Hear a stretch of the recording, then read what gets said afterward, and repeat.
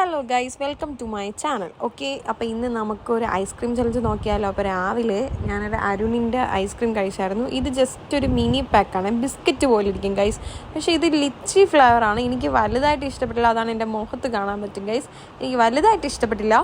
ഞാൻ അതിൻ്റെ ഫ്ലേവർ നിങ്ങൾക്ക് കാണിച്ചു തരുന്നുണ്ട്. ലിച്ചിയാണ്. അപ്പോൾ എനിക്കത് അത്ര പോരായിരുന്നു.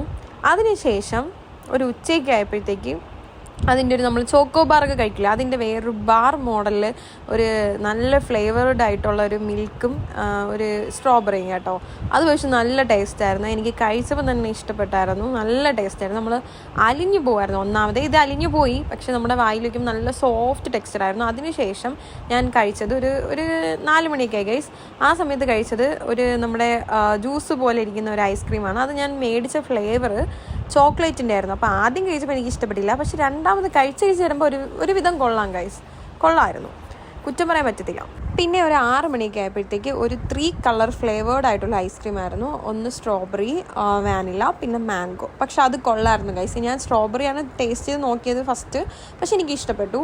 അപ്പോൾ ഇങ്ങനത്തെ നിങ്ങൾക്ക് ചലഞ്ച് വീഡിയോസ് കാണാൻ താല്പര്യമുണ്ടെങ്കിൽ ഒന്ന് കമൻറ്റ് ചെയ്തിരിക്കണം ഗൈസ്. പിന്നെ ലൈക്ക്, ഷെയർ, സബ്സ്ക്രൈബ് അത് മറക്കരുത് കേട്ടോ. ശരി ഗൈസ്, ബൈ.